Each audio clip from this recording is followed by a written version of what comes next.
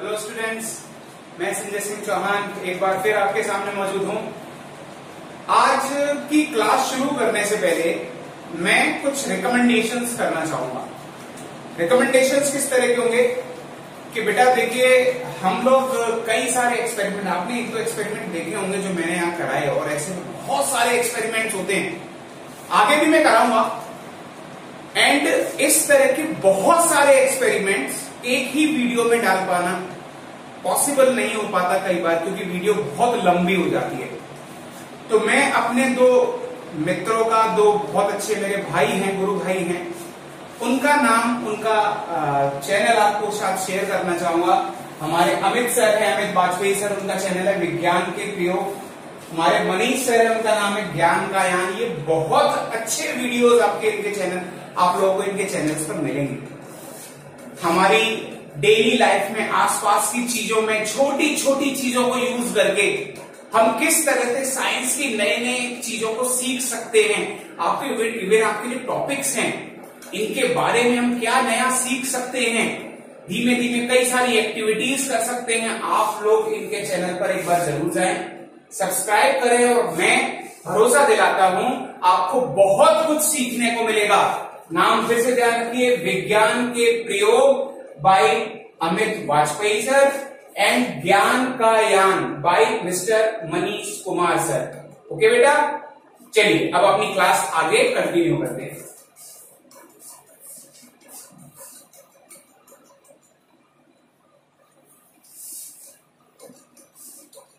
अच्छा, मैं एक चीज और बताना चाहूंगा कि दोनों सर्स के जो चैनल है उसका डिस्क्रिप्शन मैं लिंक में पोस्ट जरूर करूंगा, तो इसके जरिए आप आराम से जा सकते हैं। चलिए, तो कल बेटा हम लोग पढ़ रहे थे कूलॉम्स लॉ, इंट्रोडक्शन पार्ट हमने पढ़ा था। तो इस कूलॉम्स लॉ के को थोड़ा सा और अच्छे से जानने की आज कोशिश करते हैं। हमने कल इसका आउटकम ये जाना था कि electrostatic force of attraction as well as repulsion, जो भी हो सकता है, between two charged bodies is directly proportionate to the product of the two charges, is inversely proportionate to the square of the distance between them, and combine करके हमने एक result निकाला था, F is equals to K Q1 Q2 upon R square। And यहां पर K की value जो आपका कांस्टेंट था उसकी वैल्यू होती है 1/4 पाई एप्सिलॉन नॉट। यहां एप्सिलॉन नॉट को हमने बोला था दैट इट इज क्या, कौन सा प्रोपोर्शनेट होता है, permittivity of free space, that is permittivity of free space. अच्छा जी, अब इन चीजों को जरा जानेंगे कि ये परमिटिविटी सबसे पहले होती क्या है, क्योंकि सिर्फ फॉर्मूला रखने से हमारा काम नहीं चलना। आपको पता होना चाहिए what is this, what do you actually understand by that particular thing, permittivity. तो परमिटिविटी होती है, देखिए बेटा, अलग अलग मीडियम्स होते हैं। कोई मान लीजिए स्पेस मीडियम होता है, कोई डेंसर मीडियम होता है, कोई अलग अलग तरह के मीडियम होते हैं। एग्जाम्पल के तौर पर समझिए कि आप यहां पर, मैं यहां पर, ये खुला मीडियम है, मैं आराम से चल पा रहा हूं, आराम से चल पाऊंगा। अगर इसी जगह पर थोड़ा सा पानी भर दिया जाए तो क्या मैं उतनी आराम से चल पाऊंगा? क्या मैं उतनी आराम से चल पाऊंगा? आंसर इज नो, नहीं चल पाऊंगा, उतनी आराम से नहीं चल पाऊंगा, चल तो पाऊंगा। बट एक चीज और है, अगर हम कोई ऐसा यहां पर लिक्विड यूज करें जो और भी ज्यादा डेंसर हो, तो क्या मैं उतनी और आसानी से चल पाऊंगा? आंसर इज नो, क्योंकि अब और भी ज्यादा डेंसर होगा तो हमें और भी मुश्किल होगी चलने में। अच्छा जी, तो ये चीज सिमिलरली अब जैसे ये है कि ये क्या कर रहा है, ये जो डेंसर मीडियम थे, यहां पर जो अलग अलग मीडियम्स हमने बनाए, क्या कर रहा है, ये एक परमिशन दे रहा है कि इस पर्टिकुलर रीजन में हम कितना फ्रीली मूव कर पाएंगे। इसी तरह से दैट परमिटिविटी होती है चार्जेस के अंदर की। चार्जेस क्या करते हैं, फोर्स लगाते हैं, और अगले टॉपिक में आप पढ़ेंगे इलेक्ट्रिक लाइंस ऑफ फोर्स के बारे में, आपने पहले भी पढ़ा होगा। तो इलेक्ट्रिक लाइंस ऑफ फोर्स किसी मीडियम में कितनी ज्यादा तेजी से ट्रेवल कर सकती हैं, कितना अलाउ करता है कोई मीडियम किसी इलेक्ट्रिक लाइंस ऑफ फोर्स को, वो बताती है उस मीडियम की परमिटिविटी। तो आगे हम परमिटिविटी ऑफ फ्री स्पेस की बात करेंगे। अलग अलग मीडियम्स की परमिटिविटी अलग अलग होती है। फिर एक रिलेटिव परमिटिविटी को भी हम बात करेंगे उसके बारे में कि जिस तरह से रिलेटिव डेंसिटी आपने पढ़ा होगा 11th चैप्टर में कि अगर किसी चीज की रिलेटिव डेंसिटी निकालते हैं तो उसको डेंसिटी ऑफ वाटर से कंपेयर कर लेते हैं। तो सिमिलरली इस तरह से हम रिलेटिव परमिटिविटी के बारे में भी जानेंगे। चलिए, तो ये है हमारा कूलॉम्स लॉ। कूलॉम्स लॉ ये बताता है कि दो बॉडीज के बीच में लगने वाला फोर्स किन चीजों पर डिपेंड करता है। ठीक, वो चार्जेस कितने ज्यादा स्ट्रॉन्ग हैं, Q1 एंड Q2, और उनके बीच में डिस्टेंस कितनी ज्यादा है, ये इस चीज पर डिपेंड करता है। चलिए, अब इसको थोड़ा सा और जान लेते हैं कि इन वेक्टर फॉर्म अगर हमें लिखना है, अगर वेक्टर फॉर्म में अगर हमें लिखना है तो सिंपल हमको क्या करना पड़ेगा कि देखिए, पहले तो फोर्स हम जानते हैं that force is a vector quantity.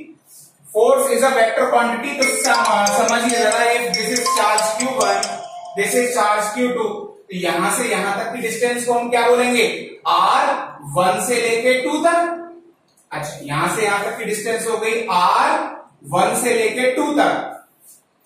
ठीक, अच्छा, यहां से यहां तक की डिस्टेंस को हम क्या बोल सकते हैं, R2 से लेके 1 तक। या फिर देखो, कई अलग अलग चीजों के तौर पर इसको यूज कर सकते हैं। ठीक है, डिस्टेंस ऑफ 1 फ्रॉम 2 ले सकते हैं, डिस्टेंस ऑफ 2 फ्रॉम 1 ले सकते हैं, और कई चीजों के बारे में हम जान सकते हैं। चलिए, वेक्टर फॉर्म में अगर हम लिखना चाहें तो पहले तो देखिए हम डायरेक्शन को, वेक्टर क्या होता है सबसे पहले आप ये समझिए। Vector is a quantity, quantity is a vector quantity if direction अगर किसी चीज में मेंशन होगी। हमें ये पता है कि अगर किसी चीज के अंदर magnitude as well as direction भी होती है तो that quantity is to be taken as vector quantity. चलिए, तो यहां पर अगर हम वेक्टर की बात कर रहे हैं तो हमें डायरेक्शन को स्पेसिफाई करना पड़ेगा। डायरेक्शन कहां से कहां तक, कि आप 1 से 2 तक की डायरेक्शन ले रहे हैं या 2 से 1 तक की डायरेक्शन ले रहे हैं। तो सबसे पहले तो अपना नॉर्मल फॉर्मूला लिख लेते हैं, that is F is equals to 1 upon 4 pi epsilon naught Q1 Q2 upon R square। चलिए, अब इसमें जरा हम बात करें कि हम क्या लेना चाहते हैं। अगर फोर्स 1 से 2 का हमें निकालना है, ठीक, तो डायरेक्शन भी 1 से 2 की हम प्रेफर करेंगे, ठीक, या फिर 2 से 1 की। देखिए, डिपेंड करता है, आप ये वैल्यू ध्यान रखिए, कंफ्यूज मत होना बिल्कुल भी कि आप कहां से कहां तक की वैल्यू को आप किस तरह से ले रहे हैं। आप ऐसे भी ले सकते हैं, R12 is direction of 1 from 2 और R12 is direction of 2 from 1 as well. Okay, आप इस चीज को आपको स्पेसिफाई नोटिफाई करना पड़ेगा उस चीज को। वहां पर कोई एक जनरल रूल नहीं है, किसी बुक्स में आपको 2 1 भी मिल सकता है यहां पर। ठीक है, तो उन्होंने उस चीज को डिस्टेंस ऑफ 2 फ्रॉम 1 लिया होगा बेटा, ऐसे कोई कंपल्शन नहीं है कि 2 1 ही लेना है। बुक में तो दिया था सर, तो हमको 2 1 ही लेना पड़ेगा। चलिए, तो इस चीज में अब चूंकि डायरेक्शन को स्पेसिफाई किया है तो यहां पर एक वेक्टर लगा दीजिए। अच्छा जी, अब एक चीज और, यहां पर हम लिखते हैं एक यूनिट वेक्टर। यूनिट वेक्टर, इसके बारे में ज्यादा बताने की जरूरत नहीं है, आप ऑलरेडी इसके बारे में 11th क्लास में पढ़ चुके हैं। ठीक है, तो आप R12 को यूनिट वेक्टर के फॉर्म में लिख सकते हैं। और अगर यूनिट वेक्टर हमें ये पता है कि F12 अगर हम लिखें तो 1 अपॉन 4 पाई एप्सिलॉन नॉट हो जाएगा Q1 Q2 upon R12 pi square. और इस यूनिट वेक्टर को क्या कह सकते हैं, vector quantity divided by original quantity. ठीक, तो यहां पर आप जरा देखिए अब यहां पर चूंकि डायरेक्शन में स्पेसिफाई कर दिया तो नीचे स्पेसिफाई करने की जरूरत नहीं है। ठीक, तो जब आप यहां पर वेक्टर क्वांटिटी को स्पेसिफाई कर रहे हैं उस केस में F12 हो जाएगा आपका 1/4πε0 Q1 Q2 upon R cube और R एक जो डिस्प्लेसमेंट वेक्टर है, डिस्प्लेसमेंट कहां से कहां तक का ले रहे हैं, 1 से लेके 2 तक। अच्छा जी, तो ये तो बेटा 1 से लेके 2 तक की बात हुई। क्या हम 2 से 1 की भी बात कर सकते हैं? Answer is yes. F21 को जरा ले लीजिए, ये हो जाएगा 1/4πε0 Q1 Q2 upon R cube. R21 ले सकते हैं यहां पर बेटा, ठीक है। अब एक वेक्टर फॉर्म में हम एक चीज जानते हैं, सिंस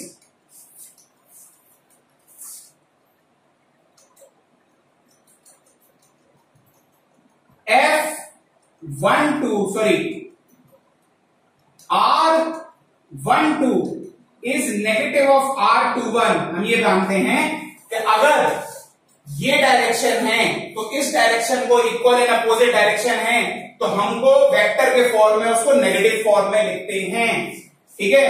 तो हम ये बोल सकते हैं कि then we can say that in vector form F12 is negative of F21। Okay बेटा, चलिए इसके बारे में थोड़ा सा एक चीज और रह गई है, आप जरा समझ लीजिए कि ये तो सर आपने बता दिया कि ये तो एप्सिलॉन नॉट होता है, that is permittivity of free space. Permittivity के बारे में आप जान गए, बट ये 4 पाई क्यों लगा हुआ है? ये 4 पाई क्या है यहाँ पर? 6 पाई का नहीं है, 2 पाई क्यों नहीं है, 7 पाई क्यों नहीं है? अलग अलग वैल्यूज में क्यों नहीं है? 4 पाई क्यों है, 4 पाई क्यों है यहाँ पर? 4 पाई सोने वाली नहीं, 4 पाई की बात कर रहे हैं यहाँ पर। तो देखिए बेटा 4 पाई रीजन आप ऐसा समझ सकते हैं, यहां से अगर हम शुरू करें तो यहां से पूरी यहां तक की वैल्यू को हम 2 पाई बोलेंगे, यहां से शुरू किया पूरी वैल्यू को हम 2 पाई बोलेंगे, एंड ये भी क्या हुआ 2 पाई रीजन, तो 2 पाई 4 पाई रीजन की हम बात कर रहे हैं, पूरा एक स्फेरिकल रीजन की, मतलब उस पर्टिकुलर रीजन में जो भी स्पेस का रीजन है उस पर्टिकुलर रीजन में उसकी परमिटिविटी कितनी है उसको हम जानते हैं, उसको हम नापने की कोशिश करते हैं, इसलिए इसका एक स्पेसिफाइड नंबर होता है। हमको पता है कि स्पेस में परमिटिविटी ऑफ फ्री स्पेस कितना होता है, 8.85, कल मैंने आपको वैल्यू बताई थी इसकी। ओके बेटा, तो ये है कूलॉम्स लॉ। सबसे पहले आप 1 मिनट का फिर से पॉज लीजिए, मैं फिर से कह रहा हूं, और इन पूरी वैल्यूज को नोट डाउन कर लीजिए। चलिए अब अपने अगले टॉपिक पर आते हैं, इसी चीज के अंदर, कूलॉम्स लॉ के अंदर ही।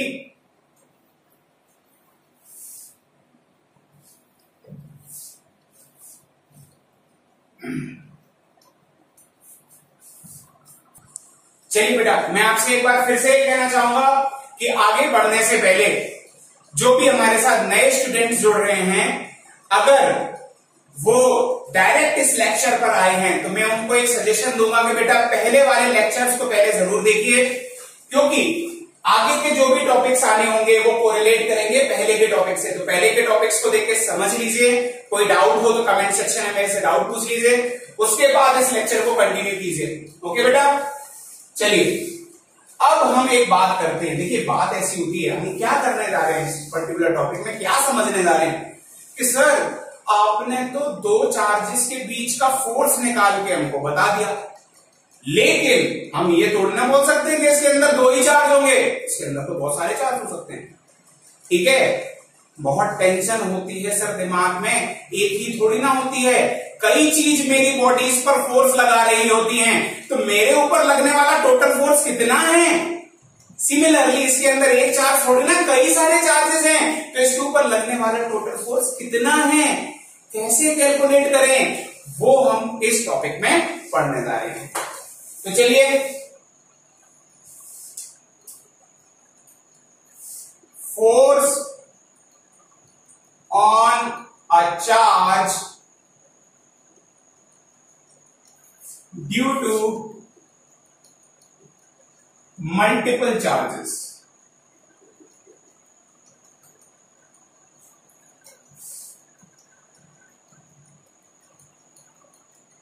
इसको बोलते हैं प्रिंसिपल ऑफ सुपरपोजिशन।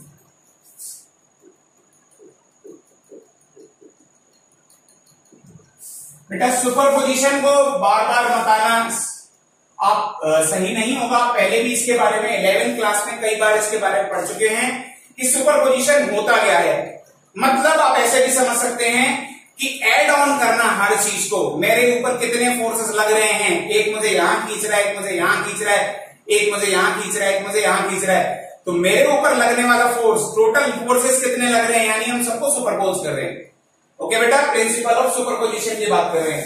तो हम एक जगह पर बात करते हैं कि suppose this is your charge Q1, या चार्ज Q ले लीजिए, इसको P नाम दे दीजिए। सपोज एक पर्टिकुलर पॉइंट P पर एक चार्ज QP है। एक अलग अलग चार्जेस यहां पर मौजूद हैं, दैट इज Q1, ये चार्ज है दैट इज Q2, ये चार्ज है that is Q3 and so on चलते चले गए। ये चार्ज है दैट इज Qn। तो हम सिर्फ एक चार्ज, दो चार्ज, तीन चार्ज, हम n नंबर ऑफ चार्जेस की बात कर रहे हैं बेटा। n नंबर ऑफ चार्जेस की बात कर रहे हैं, तो ये सभी देखो बेटा एक दूसरे पर तो फोर्स लगाएंगे ही लगाएंगे, वो तो हमको पता है। बट हम अभी क्या कर रहे हैं कि इससे पूछ रहे हैं कि भैया बताओ आपको कितना फोर्स फील करना पड़ रहा है। इस P की चार्ज से पूछ रहे हैं आपको कितना फोर्स आपके ऊपर लग रहा है। ये बोलेगा सर हम पे ये भी फोर्स लगा रहा है, हम पे ये भी फोर्स लगा रहा है, ये भी फोर्स लगा रहा है, सारे फोर्स लगा रहे। तो इसके ऊपर लगने वाला टोटल फोर्स कितना है, आंसर है सबको ऐड कर देंगे। ठीक है बेटा, तो इस तरह से हम इसको कैलकुलेट करेंगे जरा। तो यहां से यहां तक की डिस्टेंस को R1P ले लिया, यहां से यहां तक की डिस्टेंस को R2P ले लिया, यहां से यहां तक की डिस्टेंस को R3P ले लिया, यहां से यहां तक की डिस्टेंस को Rn से लेके P ले लिया। चलिए, तो QP से हमने पूछा है force on a charge Q, force on a charge which is at position P because of charge 1। Q1 से कितना इस पर लग रहा है, तो इसके ऊपर लगा ले रहे हैं भैया। ये कितना होगा 1/4πε0। यहां पर क्या है, कौन कौन से चार्जेस हैं, Q1 है, कौन कौन सा चार्ज है, QP है, और नीचे कितना डिस्टेंस है इनके बीच में, R1P का होल स्क्वायर। अच्छा जी, समझ में आ गया होगा बेटा। डायरेक्ट उसी चीज के बारे में हमने वैल्यू लिख दिया है। अच्छा, force on a charge P because of charge 2 कितना होगा 4πε0 Q2 QP अपॉन R2P का होल स्क्वायर। चलिए बेटा आगे बढ़ते हैं।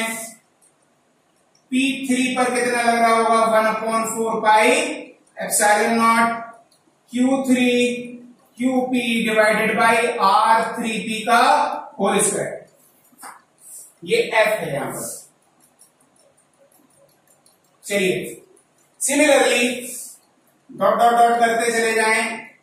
P पर n नंबर ऑफ चार्ज की वजह से, nth चार्ज की वजह से कितना फोर्स लग रहा है, that is 1/4πε0 Q n QP divided by RnP का होल स्क्वायर।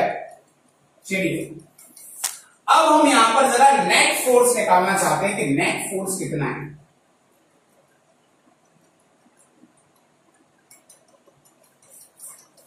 तो भैया नेट फोर्स का मतलब है सभी फोर्सेस को ऐड कर दीजिए। इसके ऊपर कौन फोर्स लगा रहा था, ये लगा रहा था, ये लगा रहा था, ये लगा रहा था, ये लगा रहा था, सभी लगा रहे थे। तो भैया नेट फोर्स कितना है, इसको ऐड कर दो, इसको ऐड कर दो, इसको ऐड कर दो, इसको ऐड कर दो। ओके, तो that is F P1 plus F P2 plus F, रे बेटा क्या हो रहा है ये, F P3 और ये सोन कहां तक जाएगा, F N sorry P N से। चलिए तो सभी की वैल्यूज को रख देंगे, पुटिंग वैल्यूज।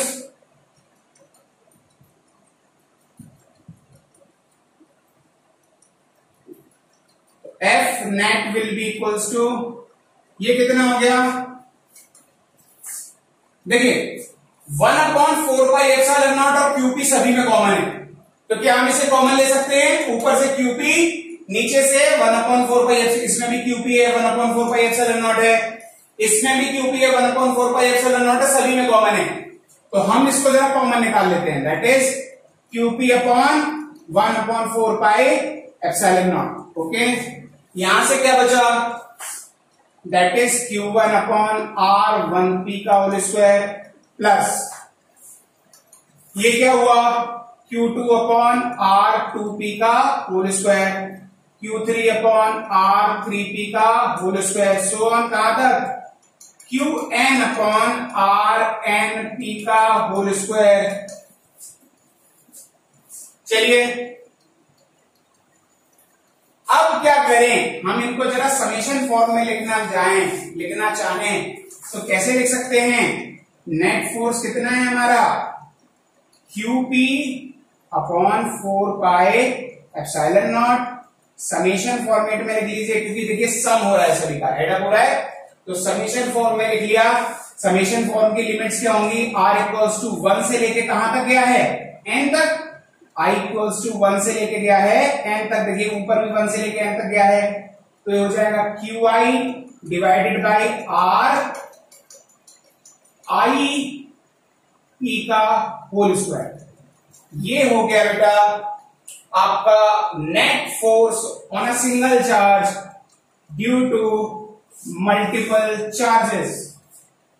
तो ठीक है बेटा, आप 1 मिनट का पॉज ले लीजिए और सभी को नोट डाउन कर लीजिए, ठीक है, पॉज कर दो बेटा। ओके बेटा, चलिए अब आपके नोट्स के लिए बेटा थोड़ा सा कुछ एक टॉपिक्स लिख लेते हैं, कुछ एक पॉइंट्स लिख लेते हैं जिनसे आपको थोड़ा सा और कूलम्स लॉ को समझने में अच्छी थोड़ी सी सहूलियत रहेगी। की पॉइंट्स ऑन कूलम्स लॉ ये आप नोट डाउन कर लेना बाद में। तो हम इन एक एक पॉइंट को जरा समझ लेते हैं कि अब होते क्या है। तो सबसे पहले Coulomb's law is empirical law. Empirical law का मतलब क्या होता है, that it is based on experimental study. Empirical law का मतलब this law is based on experimental study. इस चीज को समझाने की कोई जरूरत ही नहीं है, समझ में आ गया होगा कि एक्सपेरिमेंट करके निकाला गया है इस लॉ को। Coulomb's force is central force. Central force का मतलब क्या होता है बेटा, कि जो दो बॉडीज हैं जिनके ऊपर चार्ज Q1 एंड Q2 है, उनकी जो बीच की डिस्टेंस है वो कहां से कहां तक लेनी है, क्या यहां से यहां तक ले लें, यहां से यहां तक, तो आंसर इज नो। क्या हम यहां से यहां तक ले लें, आंसर इज नो। क्या है, सेंट्रल, मतलब इसको हमको लेना है सेंटर टू सेंटर, इसके सेंटर से लेके इसके सेंटर के बीच की डिस्टेंस होगी, that distance is to be taken as the distance between these two bodies, and उनके हिसाब से हम कूलम्स लॉ को कैलकुलेट करेंगे, कूलम्स लॉ के द्वारा फोर्स को कैलकुलेट करेंगे। चलिए अभी हमने एक चीज जानी थी कि F12 is negative of F21, तो हम उसको एक्शन और रिएक्शन भी कह सकते हैं कि हम सामने पर कितना एक्शन कर रहे हैं और हम पर कितना रिएक्शन फील हो रहा है, that is action and reaction there. ये चीज मैं पहले भी बता चुका हूं, that Coulomb's law is inverse square law like Newton's gravitational law. Okay, Coulomb's law of force on two charges placed at a given distance is maximum when they are situated in the vacuum। अब एक बात समझ लीजिए बेटा, vacuum में है तो वहां पर कोई भी चीज आप ऐसा समझ लीजिए कि कोई भी वो कुछ डेंसर मीडियम की तरह हम उसको ट्रीट नहीं करेंगे क्योंकि होता ही नहीं है, ठीक है। तो वहां पर देखते हैं कि इलेक्ट्रिकल लाइंस ऑफ फोर्स बहुत ही तेजी से ट्रेवल करती है, तो उस टाइम पर फोर्सेस की वैल्यू, दो चार्जेस के बीच में लगने वाले फोर्स की वैल्यू मैक्सिमम होती है। ओके, ये पॉइंट समझने वाला है कि अगर कोई एक डिस्टेंस की बात कर ले, डिस्टेंस पर हम फिक्स कर देंगे सर ये डिस्टेंस ये है। अब बताइए इस दो डिस्टेंस के बीच में लगने वाला फोर्स मिनिमम कब होगा, ध्यान रखना डिस्टेंस पहले से गिवन है, तो इन दोनों फोर्स के बीच में, इन दोनों जो चार्जेस के बीच में लगने वाला फोर्स मिनिमम कब होगा, जब दोनों चार्जेस मिनिमम होंगे ऑब्वियसली, क्योंकि आपने आर डिसाइड कर दिया, क्यू जब तक डिसाइड नहीं करेंगे आपका फोर्स डिसाइड नहीं होगा। तो क्यू मिनिमम कौन सा होता है? मिनिमम चार्ज होता है आपका चार्ज ऑन इलेक्ट्रॉन ई। ध्यान रख लीजिए, मिनिमम चार्ज को हम बोलते हैं charge on electron, that is to be denoted as e 1.6 into 10 to the power minus 19 coulomb. अब चूंकि ये इससे कम चार्ज पॉसिबल नहीं है हमारे नेचर में, जो हमने एक्सपेरिमेंटली नोट डाउन किया, तो इस चार्ज को हम बोलते हैं फंडामेंटल चार्ज। Fundamental charge. चलिए बेटा, अब आप आराम से नोट डाउन कर लीजिए इस पूरे को, तो हम आगे के बारे में आगे थोड़ा और इसके बारे में और थोड़ा सा पढ़ लेते हैं। पॉज करके एक मिनट का वीडियो, आप इसको आराम से नोट डाउन कर लीजिए, पहले नोट्स बना लीजिए।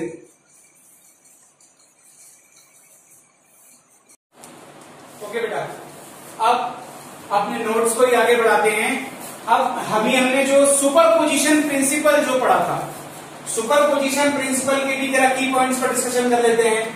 ये बोलते हैं कि if the net force on a charge is 0 then charge will be in equilibrium. पहले भी आपने पढ़ा होगा कि मान लीजिए मैं एक चार्ज हूं, मेरे पर एक Q1 फोर्स इधर, एक फोर्स इधर से लग रहा है, एक फोर्स इधर से लग रहा है। अगर यहां का फोर्स ज्यादा है, ठीक है, यहां का फोर्स ज्यादा है तो मैं इधर चला जाऊंगा, यहां का फोर्स ज्यादा है तो मैं इधर चला जाऊंगा। लेकिन अगर नेट फोर्स मेरे ऊपर लगने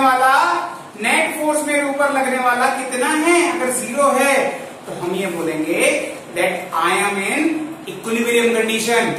तो यही होता है चार्ज के साथ, एक चार्ज यहां पर, एक चार्ज यहां पर, एक चार्ज यहां पर, सारे चार्जेस मौजूद हैं। बट अगर एक चार्ज के लगने वाला फोर्स, ठीक, और चार्जेस के लगने वाले फोर्सेस एक दूसरे को अगर कैंसिल आउट कर रहे हैं और net force on a particular charge 0 हो जा रहा है, तो हम ये बोलेंगे कि चार्ज इक्विलिब्रियम कंडीशन में है भैया। अच्छा, अब एक चीज जरा देख लेते हैं, the force on a charge Q1 due to charge Q2 is not affected by the presence of other charges. मतलब ऐसा नहीं है कोई दया भावना दिखाता हो, मैं यहां पर हूं, एक चार्ज मान लीजिए Q1 चार्ज यहां पर है, एक Q2 चार्ज यहां पर है, तो ये कुछ ना कुछ इस पर फोर्स लगा रहा होगा। अब लगा तो इस पे और भी फोर्स लगे होंगे, Q3, Q4, Q5, Q6, तो ये इससे बोले कि यार देखो ना, हम पे तो सारे मिलकर फोर्स लगा रहे हैं, तुम अपने फोर्स को कम कर लो। तो ऐसा नहीं होता बेटा, समझिए, ऐसा नहीं होता। इसके ऊपर इसके द्वारा लगने वाला फोर्स कभी भी अफेक्ट, इन चार्जेस के वजह से कभी भी अफेक्ट नहीं होगा। ये इस पर उतना ही फोर्स लगाएगा, ये उस पर इतना ही फोर्स लगाएगा according to the given Coulomb's law condition. It is not depending upon कि दूसरे चार्जेस इस पर कितना फोर्स लगा रहे हैं, इसके द्वारा लगने वाले फोर्सेस में कोई कमी नहीं आएगी। चलिए, अब अगले 2 पॉइंट से बेटा, ये दोनों पॉइंट न्यूमेरिकल्स के माध्यम से बहुत ज्यादा इंपॉर्टेंट है।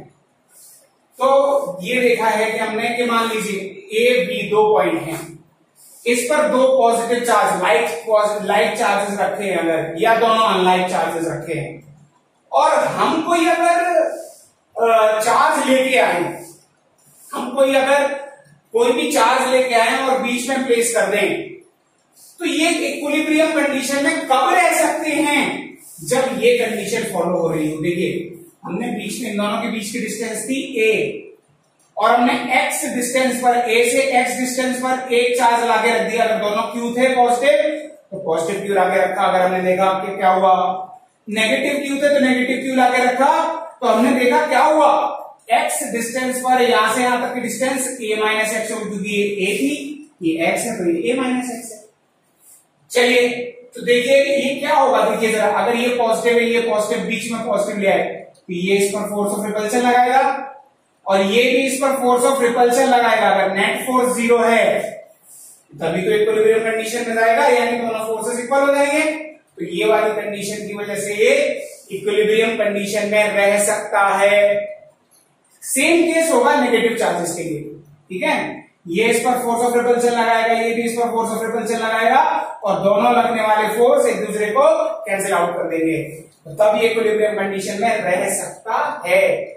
यानी एक चीज समझ लीजिए कि अगर दो चीजें, आगे जाके इसका ध्यान रखना, इन दोनों को हम न्यूमेरिकल्स में करके सीखेंगे और इन दोनों को थ्योरेटिकली भी थोड़ा सा एक छोटे से डेरिवेशन के माध्यम से भी हम करके सीखेंगे।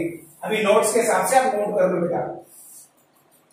ये चीज समझना है कि अगर दो चार्जेस हैं, पॉजिटिव चार्ज, लाइक चार्जेस हैं, उनके बीच में अगर एक और कोई पॉजिटिव चार्ज लेके आते हैं तो इक्विलिब्रियम पॉइंट उनके बीच में ही आएगा, उनको बाहर नहीं आएगा। उनके बीच में लाइन ज्वाइनिंग जो उनकी होगी उस पर एक इक्विलिब्रियम पॉइंट आएगा। सिमिलरली नेगेटिव चार्जेस के केस में भी वही होगा। अच्छा, बाहर कब हो सकता है? जब दोनों अनलाइक चार्जेस हो। जब दोनों अनलाइक चार्जेस हो और हम कोई चार्ज लेके आते हैं, कैन बी पॉजिटिव और नेगेटिव, तो तब इसका जो इक्विलिब्रियम पॉइंट आएगा किसकी वजह से आएगा, किसकी उससे आएगा? ये आएगा टुवर्ड्स लेसर चार्ज, जिस चार्ज की क्वांटिटी कम होगी उसके पास बाहर की तरफ इसका एक इक्विलिब्रियम पॉइंट आएगा। और छोटी छोटी कंडीशन इसमें और भी होती है बेटा, हम प्रैक्टिकली देखेंगे कि एक तो जगह और भी इनके पॉइंट्स निकल सकते हैं, वो हम करके दिखाएंगे बेटा आगे की वीडियोस में। ओके, तो अभी 1 मिनट का पॉज लेके इसको पूरा नोट डाउन कर लीजिए। चलिए, अच्छा बेटा, अब एक दो बात और कर लेते हैं कि हमारा जो अगला वीडियो होने वाला है, हम उसमें कोशिश करेंगे कुछ एक न्यूमेरिकल्स करेंगे, उसके बाद हम आगे इलेक्ट्रिक लाइंस ऑफ फोर्सेस और इन सभी के बारे में धीमे धीमे आगे बढ़ते चले जाएंगे। तो बेटा बहुत मेहनत से पढ़ो, मन लगा के पढ़ो, मैं हमेशा आपके साथ हूं, जैसा कि मैं आपको कह रहा हूं। और जल्द ही मैं अपने जितने भी सब्सक्राइब बच्चे कर चुके हैं, आप सभी के लिए खुशखबरी में आपको मेरे द्वारा लिखे गए हैंड रिटन नोट्स भी शेयर करूंगा मैं बहुत जल्दी। बस आप लोग मन लगा के पढ़ते रहो, अच्छे से कोई भी क्वेश्चन है क्वेश्चंस पूछते रहो, मैं हमेशा आपके साथ हूं। नए स्टूडेंट्स जल्दी से सब्सक्राइब कर लीजिए और घंटे को दबा दीजिए, ठीक। आगे के वीडियो में मिलते हैं बेटा, तब तक के लिए धन्यवाद।